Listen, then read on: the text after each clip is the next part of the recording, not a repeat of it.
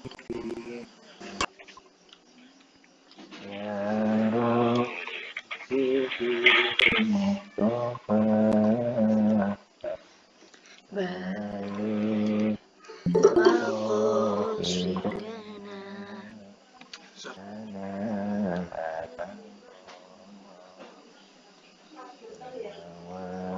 Assalamualaikum warahmatullahi wabarakatuh. Waalaikumsalam Nabi Mustafa Muhammadin sallallahu alaihi wasallam wa ila hadrati ikhwanihi minal anbiya wal mursalin wal awliya wasyuhada wassalihin wa sahabati wa tabi'in wal ulama wal mustanikin wa jami'il manhajatil muqarrabin khususan Syekh Abdul Qadir Al-Jilani wa ila hadrati Abu Hasan Asy-Syadzili wa ila hadrati jami' ahli qudur minal muslimina wal muslimat wal mu'minina wal mu'minat min masyariqil ardi wa magharibiha barriha wa bahriha khususan ahli hadal kitab. Al-Fatihah. A'udzu billahi minasy syaithanir rajim. Bismillahirrahmanirrahim. Alhamdulillahi rabbil alamin. Ar-Rahmanir Rahim. Maliki yaumiddin. Iyyaka na'budu wa iyyaka nasta'in. Ihdinas siratal mustaqim. Siratal ladzina an'amta 'alaihim ghairil maghdubi 'alaihim waladdallin. Amin. Wa ila hadrati jami'i masyayikhina fil alami kullihim wa azwajihim wa dzurriyyatihim wa qira'ihim wa masyayikhihim wa liqada'i hajatina wa liqada'i hajatikum wa ala kulli niyatin ma nawa salafus salih. Al-Fatihah.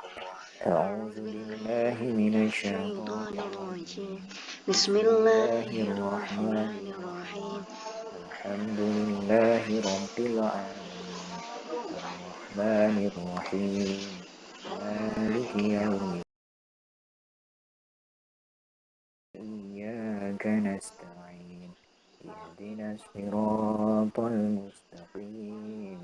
Siratal ladzina an'amta 'alaihim ghairil maghdubi 'alaihim waladdallin.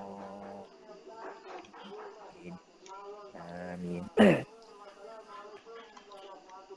Alhamdulillahi rabbil alamin wa bihi nasta'inu ala umuri dunya waddin. Wassalatu wassalamu ala asyrafil anbiya wal mursalin sayyidina wa maulana Muhammad. La ilaha illallah wahdahu la syarika lah wa asyhadu anna Muhammadan abduhu wa rasuluh. Allahumma shalli ala Muhammad. Allahumma shalli ala Muhammad. Allahumma shalli ala sayyidina Muhammad wa ala alihi wa ashabihi ajma'in. A'udzu billahi minasyaitonir rajim. Bismillahirrahmanirrahim. Inna a'tainakal kautsar fashalli li rabbika wanhar inna syani'aka huwal abtar. Alhamdulillah, malam hari ini kita meneruskan kajian Sirah Nabawiyah. Kajian yang pertama dulu tentang nasabnya Rasulullah Shallallahu Alaihi Wasallam. Sedikit mengulas nasabnya Rasulullah dari Nabi Muhammad Shallallahu Alaihi Wasallam sampai ke Adnan.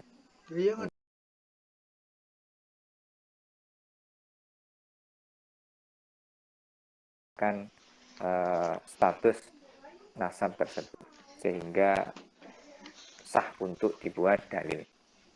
Adapun nasab mulai Adnan sampai Ismail bin Ibrahim, sebagian ulama setuju, sebagian juga tidak setuju. Adapun nasab dari Nabi Ibrahim sampai ke Adam alaihissalam, mayoritas ulama rata-rata tidak setuju karena sedikitnya referensi rujukan tentang nama-nama yang tersebut yang kemarin saya terangkan. Selanjutnya masih tentang nasab, saya bacakan hadisnya, saya terjemahkan, kemudian silakan mulai ditulis. Wa hadzan nasabu asyraful ansab. Nasab yang tertulis tadi di atas kemarin itu adalah nasab yang terbaik, nasab yang paling mulia. Jadi mulai Allah menciptakan makhluk hidup, tidak ada satupun nasab yang melebihi nasab mulianya Rasulullah Muhammad Shallallahu Alaihi Wasallam. Jadi tidak ada yang bisa menandingi nasabnya Rasulullah Shallallahu Alaihi Wasallam. Mulai Muhammad bin Abdullah sampai bin Adnan, itu nasab yang termulia. Ani bin Abbas radhiyallahu anhu anan Nabiyya sallallahu alaihi wasallam. Hadis Rasulullah sallallahu alaihi wasallam dari sahabat Rasulullah sallallahu alaihi wasallam yang bernama Ibnu Abbas. Qala Rasulullah bersabda, "Innallaha khaliqul khalqa faja'alani min khairihim." Nabi bersabda, sesungguhnya Allah menciptakan makhluk. Sesungguhnya Allah menciptakan makhluk. Qala Rasulullah bersabda, Faja'alani min khairihim.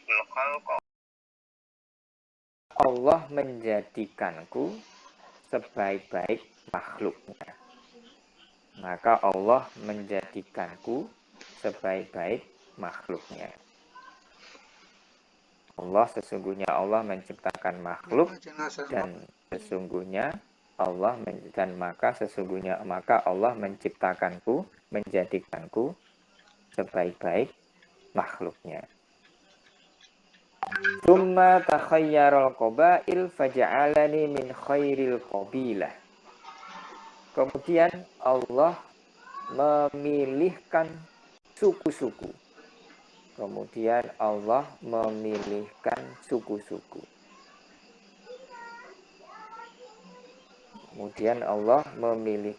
suku-suku. Dan aku dijadikan dari sebaik-baiknya suku tersebut.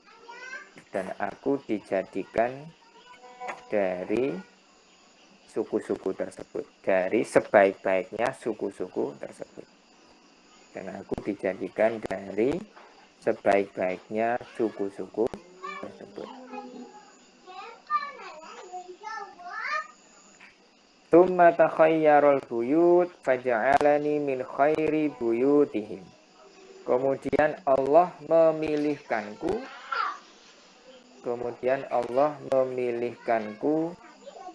rumah-rumah.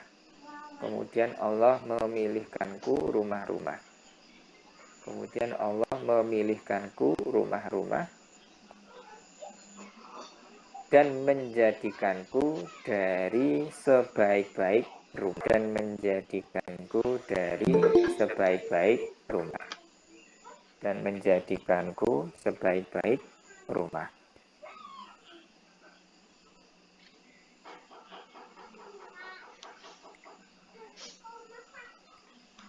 Dan saya diciptakan makhluk yang terbaik dari semua makhluk. Dan saya diciptakan dari makhluk yang terbaik.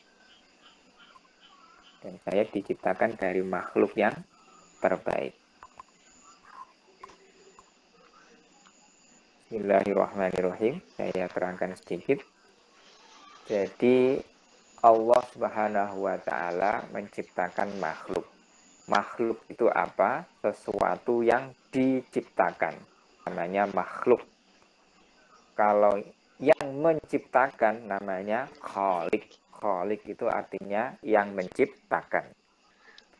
Nah, sebaik-baiknya makhluk, Allah menciptakan makhluk, kemudian memilih dari makhluk-makhluk tersebut, kemudian dipilihlah makhluk, kemudian Allah menciptakan Nabi Muhammad Shallallahu Alaihi Wasallam. Ada sekian makhluk banyak, Kemudian dipilih satu makhluk yang terbaik. Dari makhluk yang terbaik itu kemudian Nabi diciptakan. Dari makhluk yang terbaik itu, kemudian Allah menciptakan suku-suku. Dari makhluk yang terbaik itu, kemudian Allah menciptakan suku-suku. Nah, kemudian dari suku-suku tersebut dipilih satu suku yang terbaik. Dari satu suku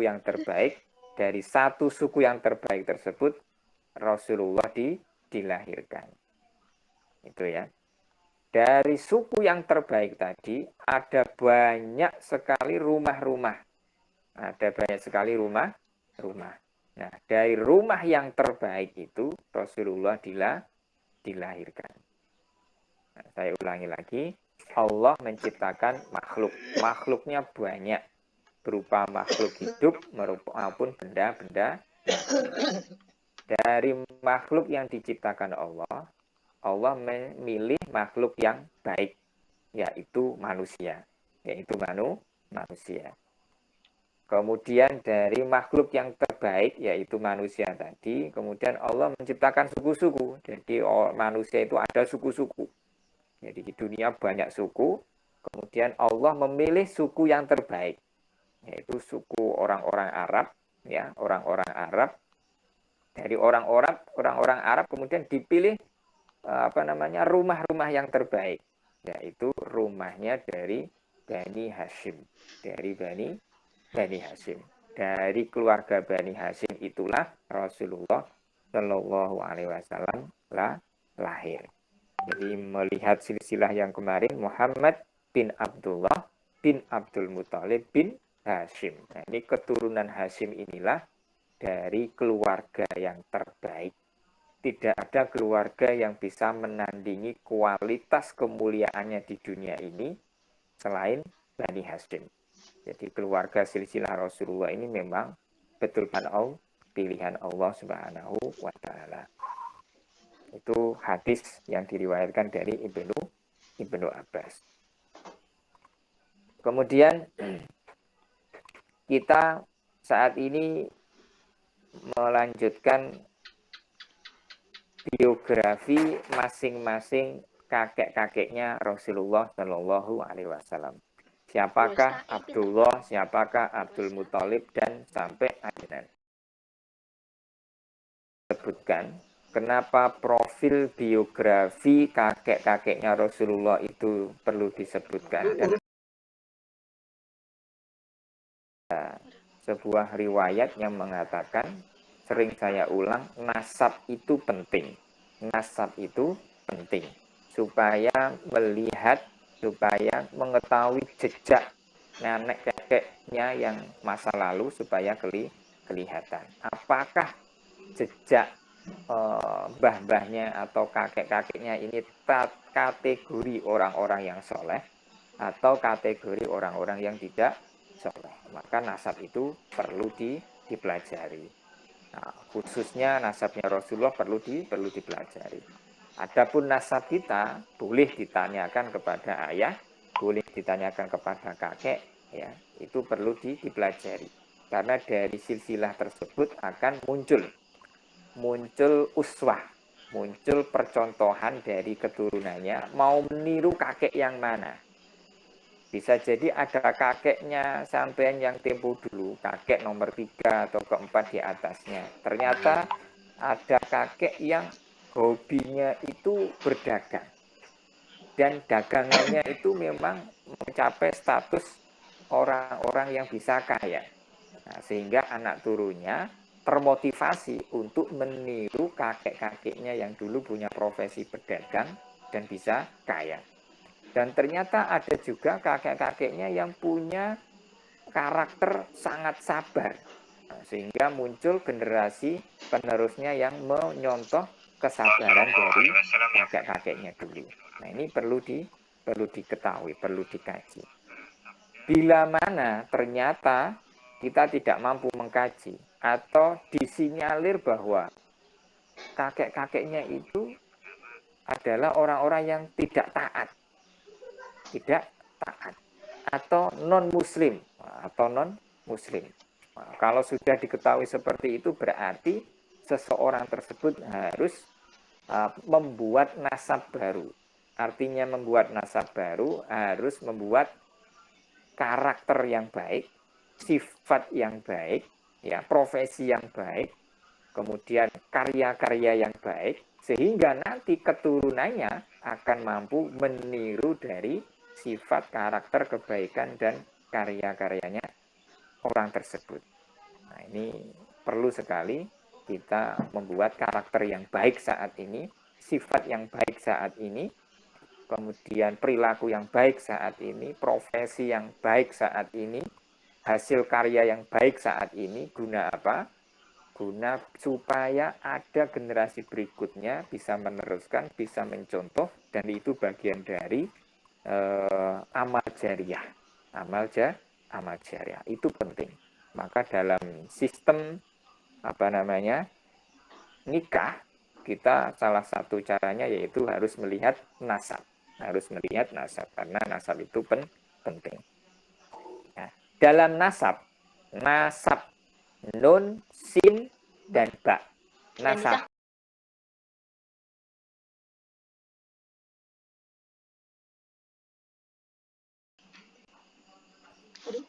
sila secara biologis itu nasab nun, sin, ba, nasabun.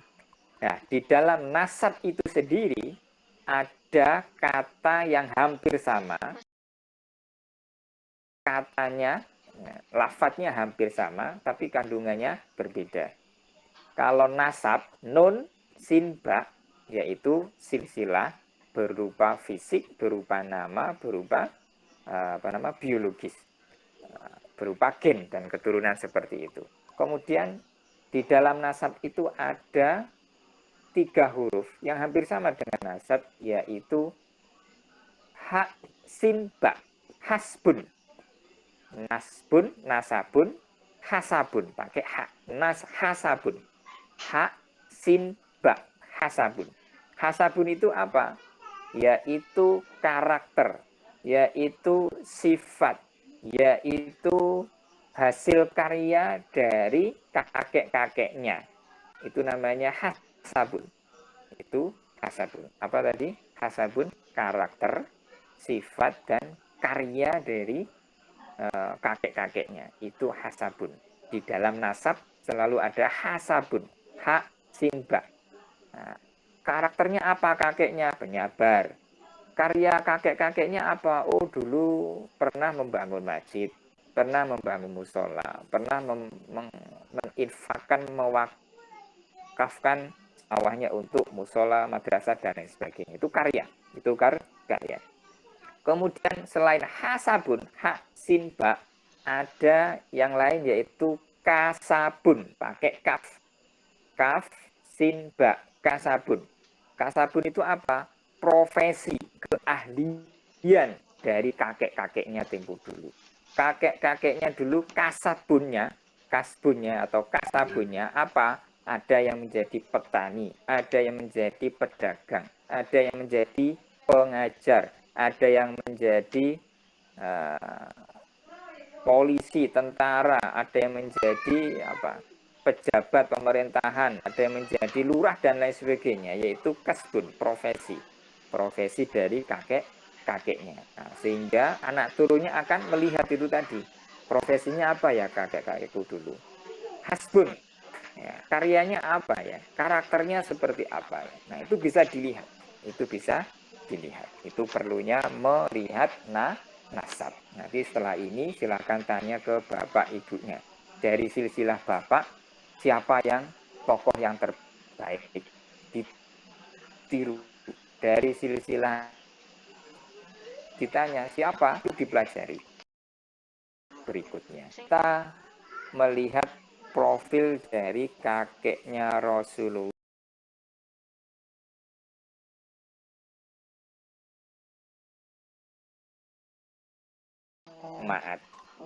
Ma'at ini sahibu hurubin wa gharatin ala bani Ismail walam roja'a bin Nasri wa huwa Abul Arab. Ma'at ini secara profil, secara kualitas karakter itu seseorang yang punya keahlian berperang. Jadi kakeknya Rasulullah yang bernama Ma'at ini punya karakter, punya kepribadian, ya, punya profesi. Kalau bisa dikatakan profesi, yaitu seseorang yang ahli dalam sistem peperangan. Setiap peperangan yang diikuti oleh Ma'at selalu menang. Kalaupun peperangannya 10, mungkin kekalahannya 1 atau 2. Jadi lebih banyak menangnya daripada kalahnya. Yaitu siapa kakeknya bernama Ma'at. Nah, dari karakternya kakeknya Rasulullah bernama Ma'at ini, maka Rasulullah pun mewarisi sifat karakternya Ma'at. Ya. Rasulullah termasuk salah satu orang atau salah seorang nabi Rasul yang punya keahlian memanajemen sistem peperangan. Rata-rata perang yang dipimpin oleh Rasulullah yaitu kemenangan, sedikit sekali yang kalah. Ya, sedikit sekali yang kalah. Karena juga mewarisi gen keturunan daripada Ma'at kakeknya itu. Nah, jadi saat ini sampai bisa jadi kalau ahli matematika, ahli hitung-hitungan, Anda sampean semua lebih pintar daripada saudara-saudara yang lain. Coba dilihat ke atas. Ibunya, bapaknya, ahli hitung-hitungan matematika atau tidak. Kalau tidak, kakeknya seperti apa? Kemudian buyutnya seperti apa? Bisa jadi karakter itu, sifat itu mewaris dari kakek-kakeknya yang dahulu. Nah, seperti hanya Rasulullah juga mendapatkan karakter itu dari Ma'at, kakeknya Rasulullah. Kemudian kakeknya Rasulullah yang bernama Nizar. Nizar. Nizar ini ajmalu ahli zamanihi wa arjahahum aklan. Nizar ini adalah seseorang secara fisik ajmalu ahli zamanihi. Orang yang paling tampan di zamannya. Jadi kalau di orang Arab, suku Arab di wilayah Mekah, ada satu-satunya cowok ya yang bernama Nizar, kakeknya Rasulullah. Kakek-kakeknya Rasulullah ini adalah orang yang tertampan di zamannya. Orang tertampan di zamannya. Wa arjahum aklan. Dan akalnya itu, ya, kualitas otaknya itu sangat cerdas. Sangat cerdas. Wes ganteng. Bayangkan. Wes ganteng ya, cerdas. Maka itu juga mewaris kepada Rasulullah Shallallahu Alaihi Wasallam. Rasulullah Shallallahu Alaihi Wasallam itu wajahnya tampan, wajahnya rupawan, wajahnya sangat tampan, wajahnya sangat rupawan. Dan Rasulullah itu juga sangat cerdas. Selain beliau menjadi nabi dan rasul yang sudah memiliki sifat fatona, yang cerdas, memang sudah memiliki garis keturunan dari kakeknya yang bernama Nizar, cerdas dan tampan.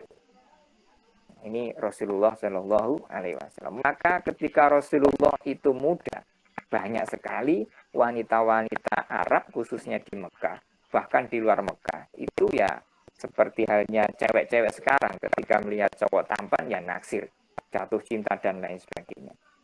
Bahkan ayahnya Rasulullah Shallallahu Alaihi Wasallam yang bernama Abdullah, ketika sebelum menikahi ibunya Rasulullah. Siapa ibunya Rasulullah? Siapa?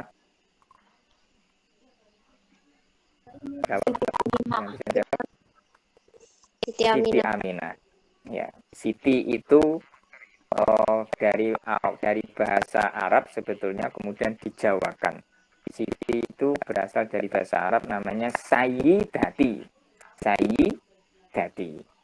Kemudian digunakan menjadi bahasa Jawa menjadi Siti. Kalau di Arab Sayyidah Aminah. Di Jawa menjadi Siti Aminah.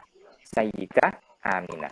Sayyidah itu artinya perempuan yang mulia, perempuan yang menjadi junjungan, perempuan yang menjadi pimpinan, itu namanya sayyidah.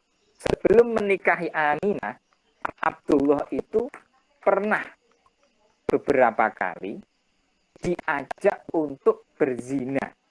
Jadi yang ngajak bukan Abdullah, tapi perempuan-perempuan di kota Makkah. Saking tampaknya Abdullah, saking gagahnya Abdullah, saking berwibawanya Abdullah. Bahkan ada salah satu riwayat yang saya baca itu, salah satu gadis di kota Mekah yang cantik rupawan juga dan memiliki literasi yang banyak. Jadi zaman itu sedikit sekali perempuan yang bisa membaca, sedikit sekali. Salah satu yang bisa membaca itu Khadijah. Khadijah itu perempuan yang bisa membaca. Sangat sedikit zaman itu yang bisa membaca. Ini ada perempuan, saya lupa namanya, cantiknya luar biasa, tapi punya perilaku yang tidak bagus. Apa? Hobinya mendekati laki-laki. Salah satu yang ingin didekati yaitu Abdullah, ayahnya Rasulullah. Perempuan tadi pernah membaca literasi atau mendengar sebuah ramalan bahwa ada nantinya orang mulia atau bisa disebut nabi dari keturunan Abdul Muthalib, dan itu terlihat pada jasad fisiknya Abdullah. Dan itu terlihat pada jasad fisiknya Abdullah. Ini saking cerdasnya perempuan tadi, akhirnya ketika Abdullah itu jalan-jalan sendirian, tahu-tahu dihadang di tengah jalan dan disuruh menzinai perempuan tersebut, diajak berzina. Karena menginginkan nanti ada dari Abdullah menurunkan anak yang dikandung ke perempuan tadi, yaitu anak yang akan menjadi calon nabi. Dia menginginkan menjadi ibu nabi, makanya ingin disetubui oleh Abdullah. Nah, padahal tidak ada satupun nabi yang lahir dari perzinahan, tidak ada. Semua nabi itu lahir dari orang-orang mulia, dari orang-orang yang soleh. Jadi itu sudah menjadi hak prerogatif Allah menjaga para nabi, menjaga para rasul, dilahirkan dari orang-orang baik, laki-lakinya baik, ibu-ibunya juga baik. Begitu seterusnya semuanya dijaga oleh Allah. Nah, karena Abdullah ini orang soleh, masih menganut agamanya Ismail, yang waktu itu agama Islam, ajarannya Nabi Ismail di kota Mekah sangat sedikit, dan rata-rata sudah menjadi kaum jahiliyah, sudah menyimpang dari agamanya Ismail Ibrahim. Dan sedikit sekali yang masih murni agama mengikuti Nabi Ismail, yaitu Abdullah dan keluarganya. Itu rata-rata masih menganut agama Ibrahim. Kalau masyarakat umum waktu itu sudah tersesat dengan ajaran-ajaran yang sesat itu tadi. Akhirnya Abdullah menolak, karena itu adalah perilaku dosa besar. Jadi zina itu dosa besar. Sekali berzina itu akan memunculkan bibit-bibit perzinahan berikutnya. Nah, karena tidak mau, akhirnya dipaksa itu Abdullah. Bayangkan ada perempuan yang mau seperti itu. Ya akhirnya ya ditinggal lari, sudah. Nah, setelah seiring berjalannya waktu, kemudian Abdullah menikah dengan Sayyidah Aminah. Nah, setelah menikah, kemudian tahu-tahu perempuan tadi menghadang lagi, ya Abdullah. Nah, ketika melihat jasa fisiknya Abdullah, perempuan tadi sudah nggak begitu tertarik. Kenapa nggak begitu tertarik? Abdullah tanya, kenapa dulu waktu saya belum menikah, kamu mengajak saya berzina, kalau sekarang sudah tidak mengajak? Abdullah menjawab, bertanya seperti itu. Kenapa dulu kamu mengajak saya untuk menzinaimu kalau sekarang sudah tidak? Sekarang kok tidak? Perempuan tadi menjawab, dulu saya melihat di jasad fisikmu tersimpan calon nabi yang akan lahir. Dan saat ini saya sudah tidak melihat itu karena sudah berpindah ke istrimu. Perempuan tadi hebat sekali, bisa melihat secara spiritual. Secara goib dia tahu, oh ternyata istrinya Abdullah, Sayyidah Aminah sudah mengandung. Nah, mengandung itulah yang nantinya menjadi Nabi Muhammad Shallallahu Alaihi Wasallam. Jadi ada orang yang sehebat itu di zaman itu yang sudah melihat kehebatannya Abdullah. Dan itu perempuan yang bukan baik-baik, tapi memiliki indera ke-6 atau indera ke-7 atau indera ke-8 atau indera berapalah. Yang jelas dia banyak tahu, banyak membaca dari prediksi-prediksi ahli-ahli kitab di zaman itu. Itu Abdullah. Abdullah juga tampan. Kemudian Mudor, kakeknya Rasulullah yang bernama Mudor. Mudor ini jamilan kadzalik. Oh, ternyata Mudor ini jamilan kadzalik. Sama tampannya dengan Nizar. Jadi banyak dari kakek-kakeknya Rasulullah itu secara fisik memang tampan-tampan, rupawan-rupawan, gagah-gagah. Memang rata-rata dan menjadi kewajiban bahwa Nabi dan Rasul itu semuanya tampan-tampan, gagah-gagah. Ya. Itu semua Nabi, semua Rasul itu tampan-tampan dan gagah-gagah. Nggak ada Nabi jelek, itu nggak ada. Semuanya tampan, semuanya gagah-gagah. Walam yarahu ahadan illa ahabbahu. Setiap orang yang melihat Mudor, walam yarahu ahadan illa ahabbahu.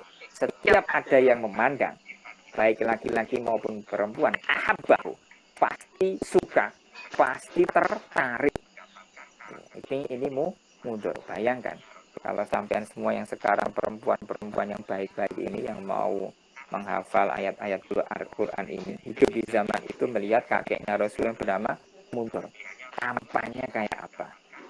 Kalau sekarang mungkin sampean melihat artis-artis Korea yang tampan-tampan itu, itu nggak ada apa-apanya.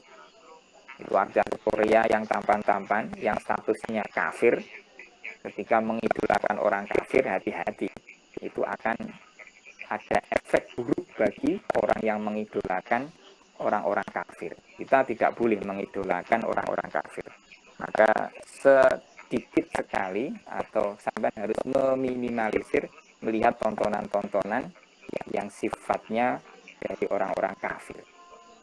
Apalagi sampai mengidolakan. Apalagi menyimpan fotonya kemudian dipajang di kamar atau dipajang di laptop atau di HP dan lain sebagainya. Itu secara spiritual memberikan dampak negatif di dalam hati nurani seseorang.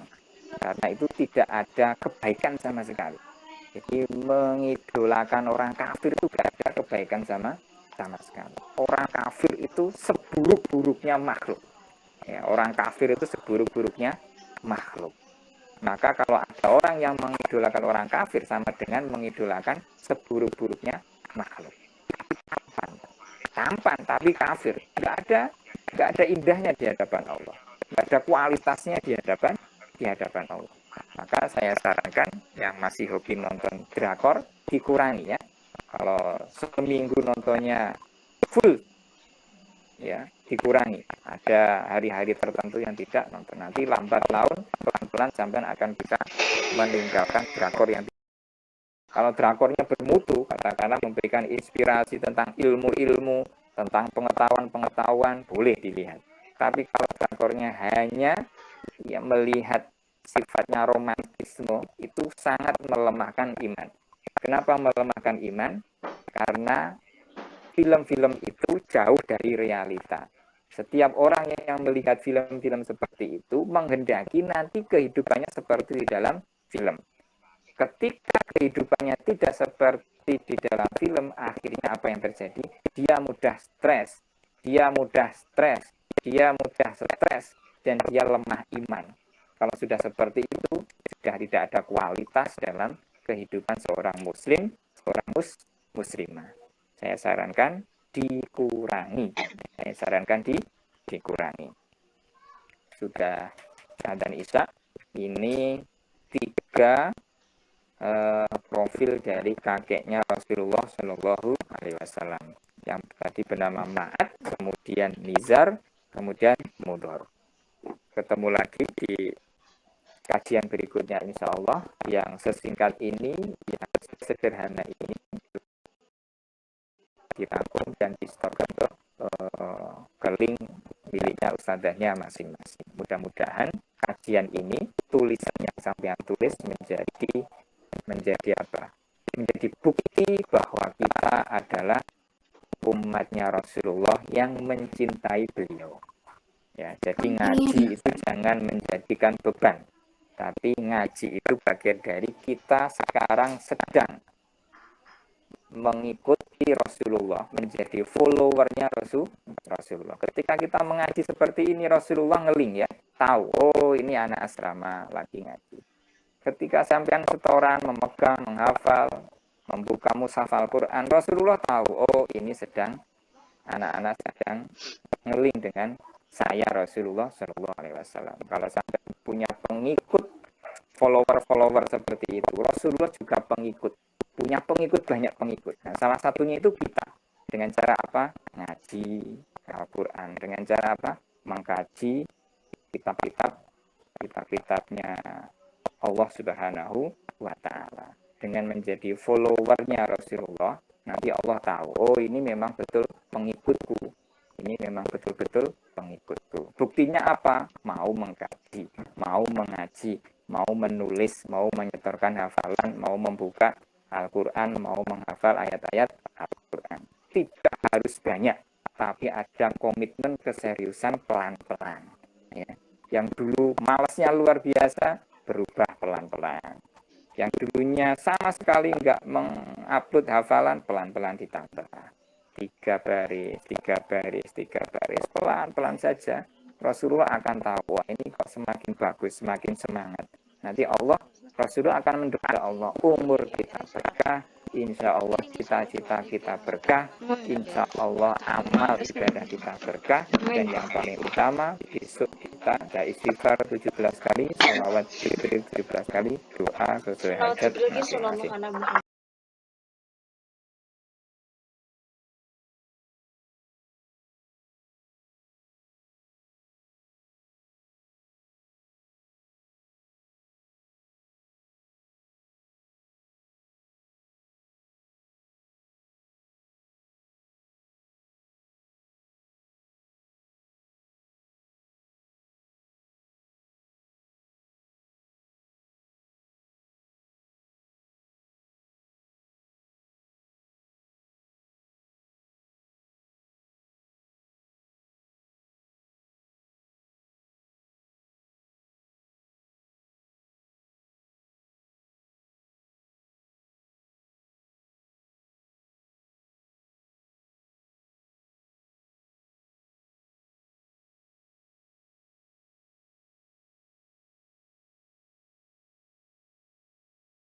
Amin, Allahumma amin, Allahumma amin. Allahumma akrimni ladzata ma'siyatika warzuqni ladzata ta'atika. Ya Allah berikanlah, ya Allah jagalah, ya Allah haramkanlah bagi kita semua ladzata ma'siyatik. Haramkanlah kami untuk menikmati lezatnya maksiat kepadamu. Warzuqni ladzata ta'atik. Ya Allah berikanlah rezeki kepada kita semua menikmati ladzata ta'atik, menikmati lezatnya taat beribadah kepadamu ya Allah. Allahumma diorkan dulu semua kameranya, akan dipakai oleh Mbak Zila atau Mbak Arya.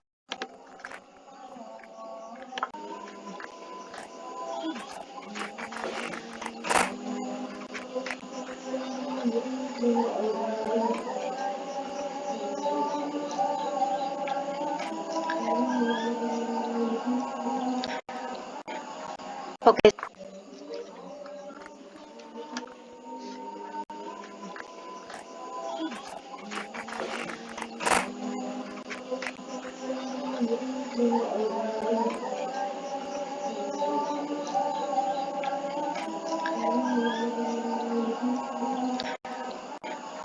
Oke, saya hitungan ketiga, nanti akan saya ambil gambarnya. 1, 2, 3. Sekali lagi, gaya yang lain mungkin. 1, 2, 3. Sudah, Pak? Ya. Nanti bagi teman-teman yang izin tidak bisa ikut kajian dan tidak sempat merangkum karena tidak bisa mengikuti kajian, insya Allah ada link YouTube-nya, nanti bisa di-share untuk bisa merangkum dari kajian malam hari ini. Insya Allah berikutnya akan disalurkan atau dibuatkan link YouTube keluarganya.